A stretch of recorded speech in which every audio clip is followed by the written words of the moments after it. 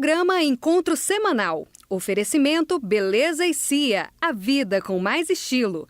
Ovos Josidite. Coma ovos e ganhe força. Olá, seja bem-vindo ao Encontro Semanal. Neste programa você acompanha uma reportagem sobre o Encontro Chamados que aconteceu na Paróquia Santa Genoveva, em Goiânia, e ainda a entrevista com o Monsenhor João Deiber sobre a Bíblia. Começa agora o nosso Encontro Semanal.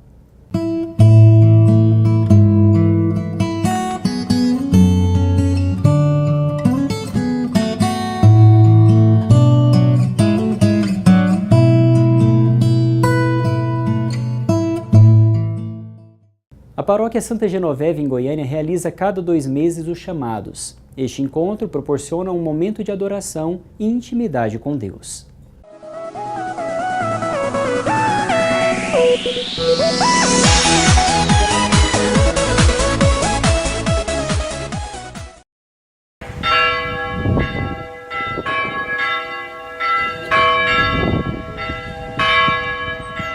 Aconteceu no último final de semana, na Paróquia Santa Genoveva, em Goiânia, o Encontro Chamados.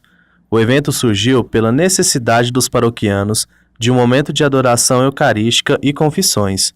Igor Matsui nos conta como é realizado o momento de oração. No Chamados, nós temos um momento de exposição solene do Santíssimo.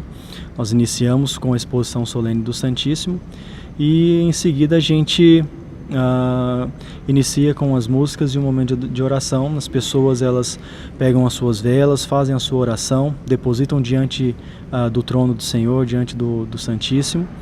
E, em seguida nós fazemos uma pausa para que a gente possa ouvir a palavra de Deus, fazer um momento de silêncio e aí nós voltamos novamente com as músicas até que no final a gente continua o rito solene junto com o Santíssimo para que a gente possa encerrar o nosso momento, isso já à meia-noite, que é a hora que nós terminamos. Tua palavra é lâmpada para os meus pés e luz para o meu caminho. O Cristo Palavra nos torna chamados a irradiar esta luz pela contemplação do mistério da Eucaristia. O encontro proporciona momentos de intimidade com Deus, com música e espiritualidade. Para todos aqueles que participam, o sentimento é de gratidão por ouvir o chamado de Deus. É uma experiência muito boa, cada chamado Deus toca diferente no nosso coração, Essa agitação, essa cotidiano agitado, E a gente para tudo e essas 3 horas a gente reflete sobre a vida, o que Deus está agindo, o que a gente pode melhorar na santidade, É como diz o nome, chamado, é sempre um novo chamado, o chamado à conversão.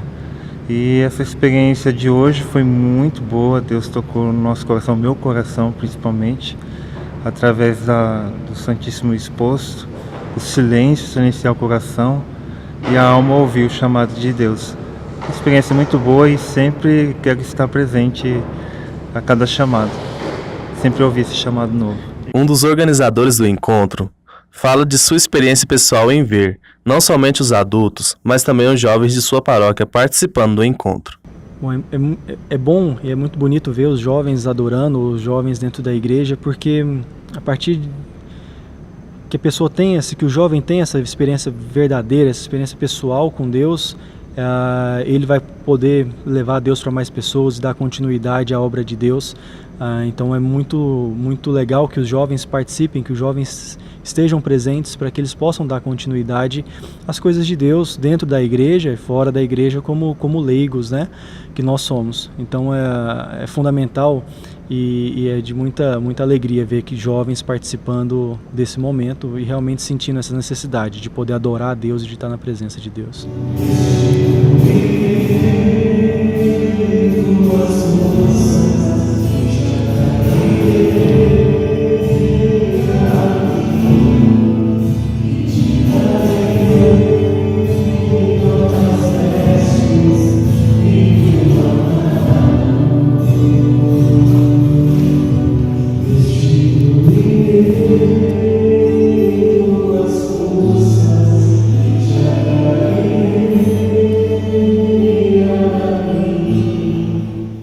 as paróquias que sentem a necessidade de um momento especial de adoração e querem seguir os moldes deste movimento, é só entrar em contato com o número 3093-4429 e agendar uma formação.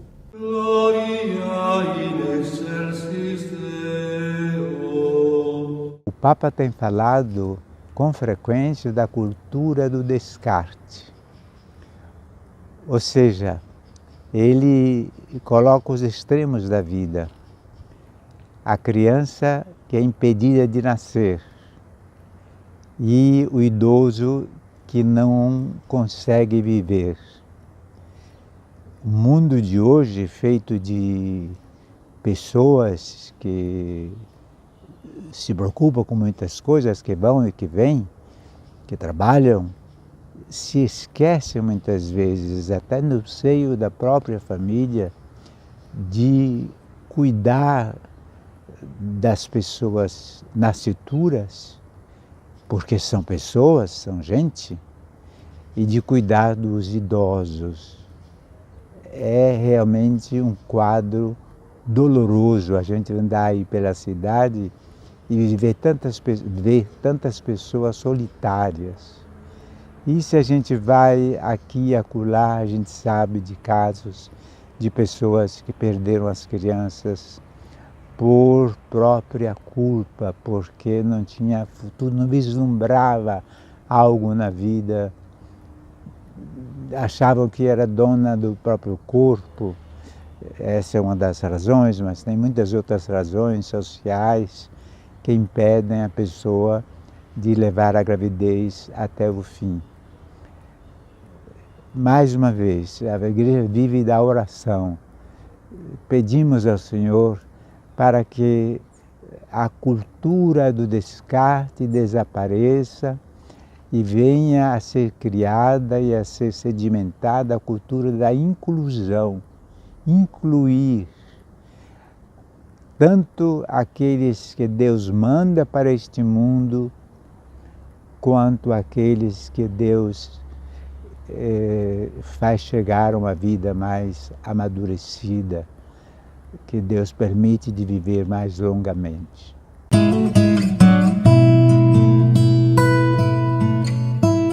Oração Dia da Árvore. Senhor, Criador da vida, neste dia em que celebramos a existência das árvores, vos agradecemos por essa preciosa obra de vossas mãos, capaz de produzir flores, frutos e sementes. As árvores são a fonte de oxigênio e purificam o ar que respiramos. São a sombra amiga nos dias de sol e calor. São a fonte inesgotável de princípios ativos para a produção de medicamentos. Por tudo isso e muito mais, vos agradecemos, Senhor. Confiastes a nós o cuidado das árvores e dos demais seres da terra, mas por nossas próprias mãos provocamos a sua extinção e o desequilíbrio ambiental. Perdoai-nos, ó Senhor, pelo desmatamento, pelas queimadas e pela poluição, que destroem nossas matas e enfraquecem os ecossistemas. Senhor, ensina-nos a preservar as árvores em toda a sua biodiversidade. Plantai no coração de cada um de nós o dom de sermos guardiões da criação. Regai os nossos corações com vosso amor e fazei-nos instrumentos de cultivo da vida vegetal. Podai em nós os ramos da indiferença e da ganância, que sufocam a integridade do meio ambiente. Concedei-nos um futuro de diversidade, nas tonalidades de verde e de raízes profundas, sustentadas pelo direito à vida. Amém.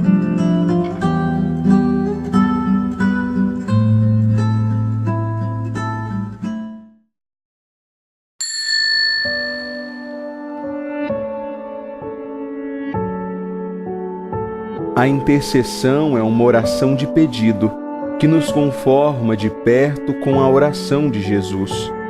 Interceder, pedir em favor dos irmãos, é próprio de um coração que fez uma experiência com a misericórdia de Deus. Em Fátima, Nossa Senhora revelou aos pastorinhos a necessidade de rezar o terço todos os dias. Rezar o terço é aproximar-se da Mãe e, assim, aproximar-se de Deus. Rezemos sempre sem cessar, para que muitos se aproximem de Cristo, nosso Senhor, ouçam sua voz e respondam ao seu chamado. Assim, cada dia mais, a Igreja terá sacerdotes segundo o coração de Jesus. Vale a pena dizer sim a Ele.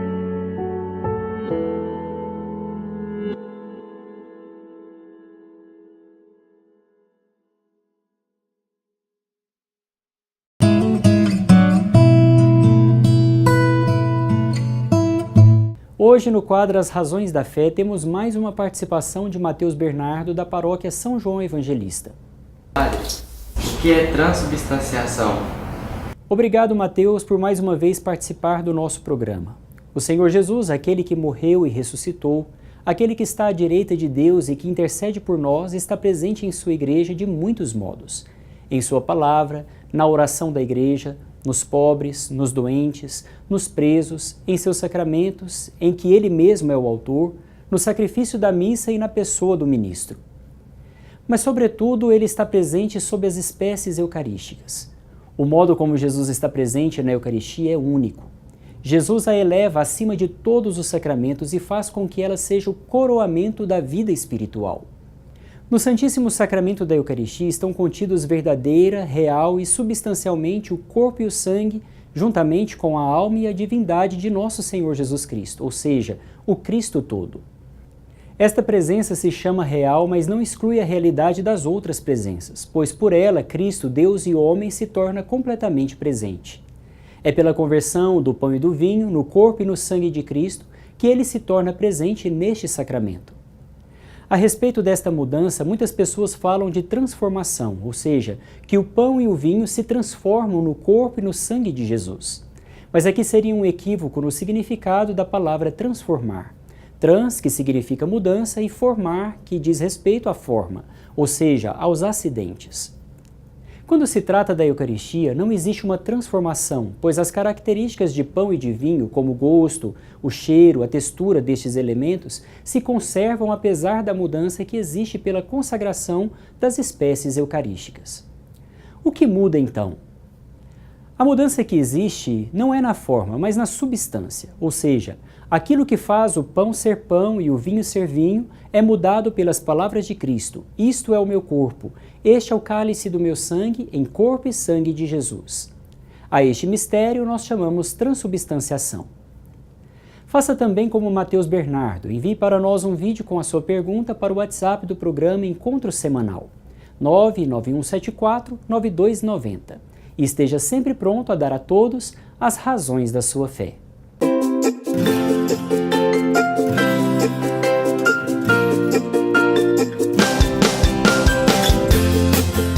No quadro Minha Comunidade, você vai conhecer a paróquia Nossa Senhora de Lourdes, que foi fundada no domingo de Páscoa de 1958. Este ano comemorou o jubileu de criação. Com o crescimento da cidade de Goiânia, em 1958, o então arcebispo Dom Fernando Gomes fundou a paróquia Nossa Senhora de Lourdes para suprir a necessidade pastoral da capital. Hoje, a paróquia possui 4 comunidades. O pároco Everson de Faria explica a importância do que é ser igreja na sociedade. Não podemos nos esquecer que a igreja, ela tem que olhar para os seus membros, mas ela é fermento, ela é sal, ela é luz, então ela tem que olhar em volta. Então é uma pastoral que olha para fora. A paróquia vem se desenvolvendo dia após dia e atualmente possui 20 pastorais, entre elas a pastoral do dízimo, da catequese, da juventude e o Ministério Extraordinário da Eucaristia. Sueli Maria participa desde criança e conta como surgiu o desejo de servir. Foi no 4º convite que eu dei o meu sim. Então, depois de muita reflexão, para entender o pedido de Deus, o chamado de Deus, então aí sim foi o meu sim. A paróquia Nossa Senhora de Lourdes, que recebe cerca de 2.000 pessoas nas celebrações dominicais, completa este ano seus 60 anos de fundação. A paróquia cresceu e no ano em que completa o jubileu dos seus 60 anos de criação, Padre Everson explica a dimensão da pastoral social, um grande desenvolvimento da matriz.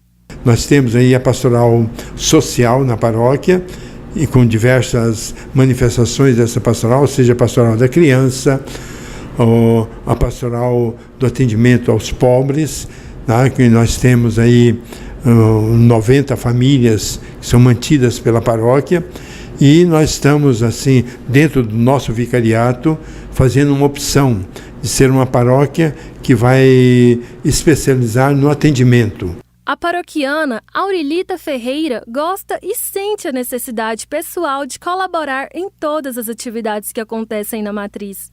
Ela fala com carinho como se sente em participar há mais de 40 anos na comunidade. Me sente emocionada, né?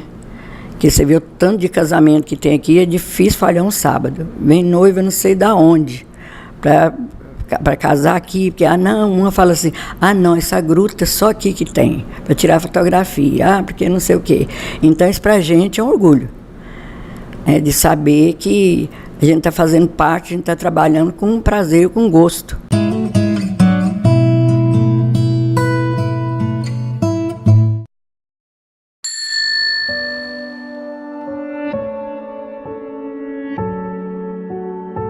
A intercessão é uma oração de pedido que nos conforma de perto com a oração de Jesus. Interceder, pedir em favor dos irmãos, é próprio de um coração que fez uma experiência com a misericórdia de Deus. Em Fátima, Nossa Senhora revelou aos pastorinhos a necessidade de rezar o terço todos os dias. Rezar o terço é aproximar-se da Mãe e, assim, aproximar-se de Deus. Rezemos sempre sem cessar, para que muitos se aproximem de Cristo, nosso Senhor, ouçam sua voz e respondam ao seu chamado.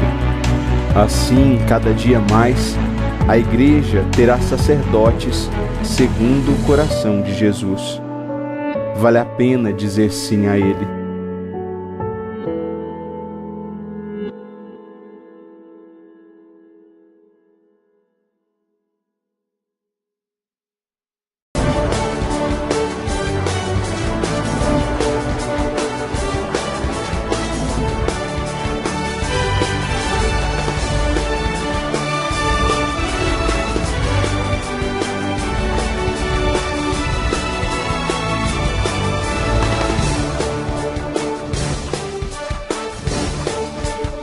Ovos Josidite, qualidade e saúde para a sua vida.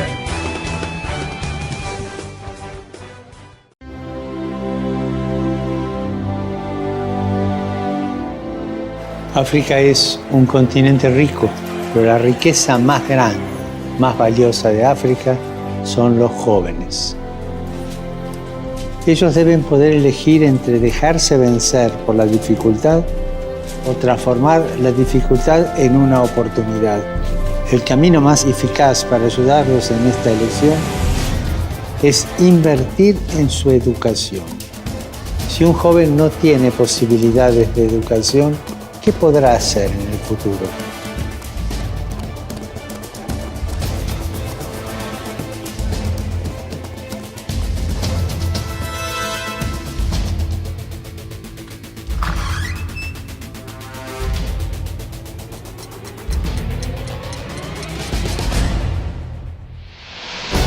Pidamos para que los jóvenes del continente africano tengan acceso a la educación y al trabajo en sus propios países.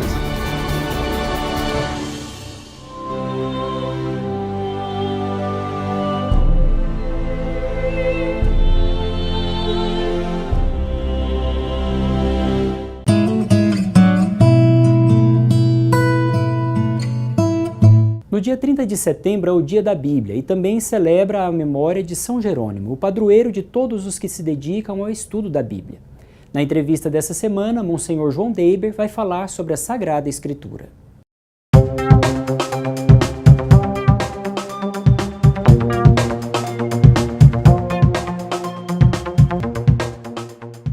Monsenhor, o que é a Bíblia?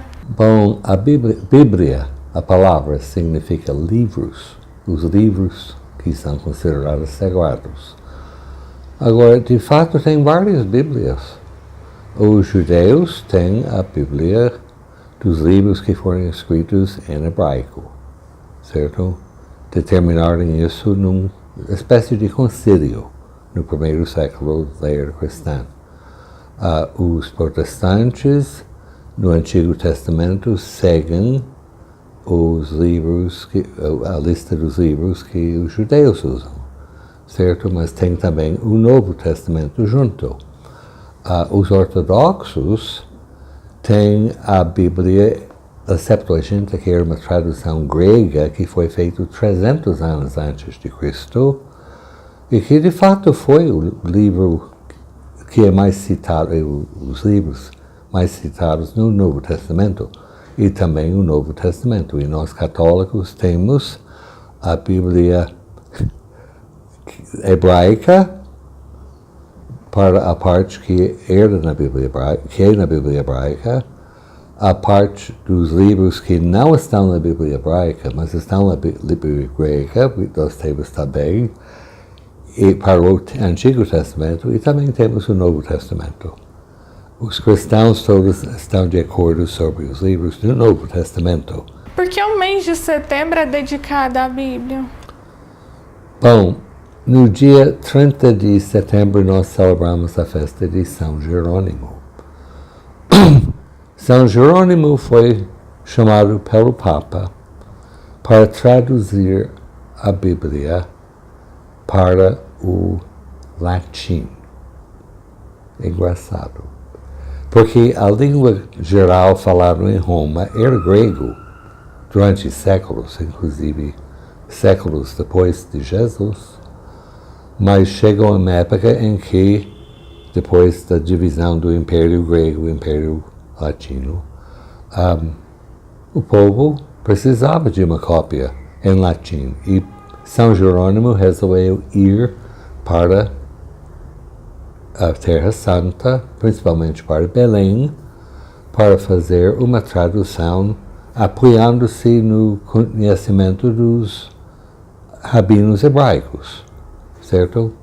Ele, de fato, traduziu a Bíblia do Antigo Testamento, os livros do Antigo Testamento da Bíblia hebraica, porque o Papa também estava muito interessado em ter um diálogo mais profundo com os judeus, certo? Mas ele também traduziu os livros gregos para o latim. Então ele é considerado o padroeiro das pessoas que estudam a Bíblia. A tradução que ele fez da Bíblia foi usado universalmente na Igreja Católica até o Vaticano II, praticamente, assim considerado o texto católico da Bíblia. Muito obrigada. Ok.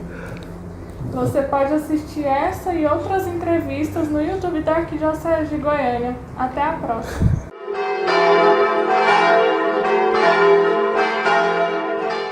Na semana passada começamos a tratar sobre a virtude da humildade, no que se refere à sua natureza. Vimos que ela tem um duplo fundamento, a verdade, que nos faz conhecer a nós mesmos do modo como somos, e a justiça, que nos inclina a nos tratar em conformidade com esse conhecimento. Dando sequência à nossa direção espiritual, hoje vamos falar sobre a excelência da humildade. Em primeiro lugar, é necessário distinguir entre humildade em si mesmo e a humildade como fundamento das outras virtudes. Segundo Santo Tomás, podemos dizer que a humildade, quando considerada em si mesma, é inferior às virtudes teologais, fé, esperança e caridade, que têm a Deus mesmo por objeto direto.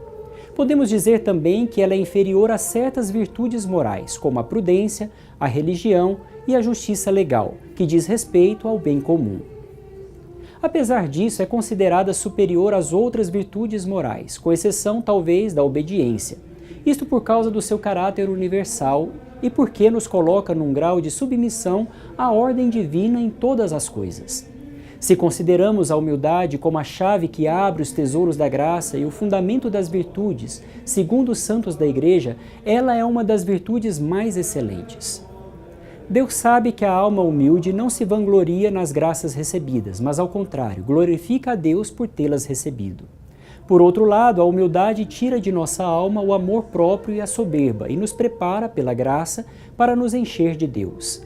A humildade é também o fundamento de todas as virtudes. Sem ela não há virtude sólida, pois torna todas as virtudes mais profundas e perfeitas. Como o orgulho é o maior obstáculo à fé, é certo que a humildade torna a nossa fé mais pronta, mais fácil, mais firme e até mais esclarecida. O mesmo se diz da esperança. O orgulhoso confia em si mesmo e nas próprias forças. O humilde, pelo contrário, põe toda a confiança em Deus porque desconfia de si mesmo. A esperança nos torna mais humildes porque nos mostra que os bens celestiais estão de tal modo acima de nossas forças que sem o auxílio de Deus não poderíamos alcançar. A caridade tem por inimiga o egoísmo. Quando nos esvaziamos de nós mesmos, aumenta em nós o amor de Deus.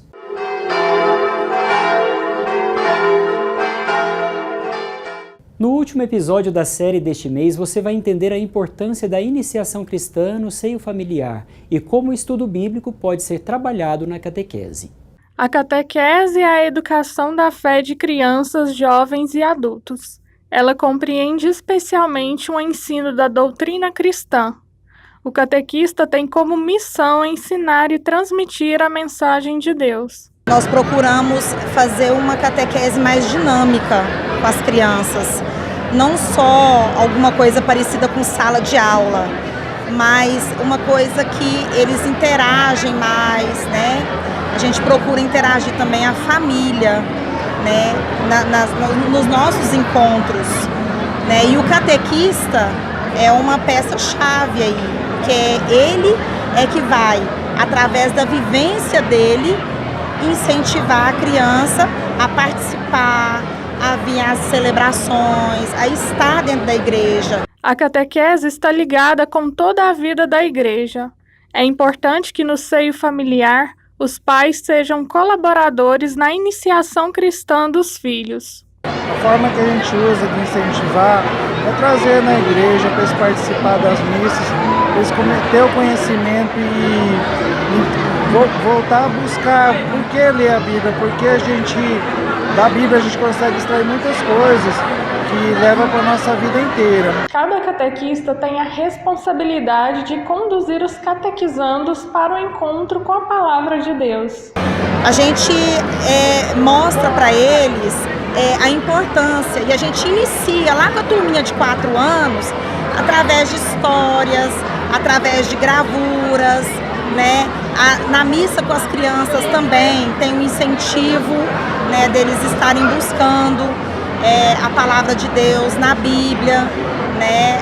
Os pequenininhos já de 7, 8 anos já estão começando a aprender a procurar mesmo as leituras, né, as palavras da Bíblia, e isso é importante. Está assim, na catequese essa importância e também a vivência nas missas. A palavra de Deus deve entrar na nossa vida como a semente que cai em terra boa.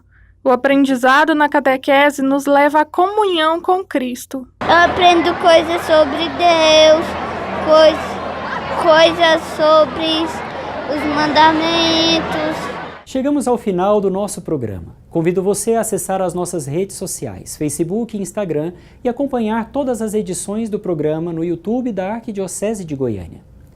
Nos vemos na próxima semana no nosso encontro semanal. Compartilhe o bem.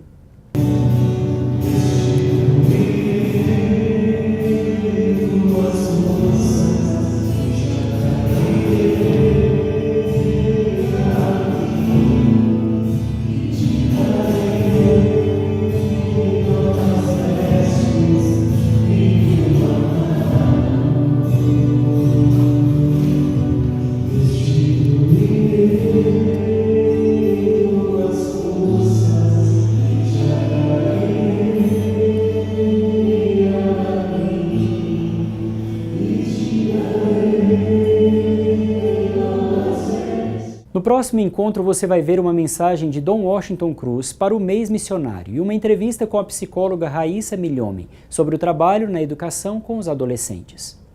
Participe você também do programa Encontro Semanal, todo sábado às 8h30 da manhã e às 17 horas aqui na PUC TV. Programa Encontro Semanal. Oferecimento Beleza e Cia, a vida com mais estilo. Ovos Josidite. Coma ovos e ganhe força.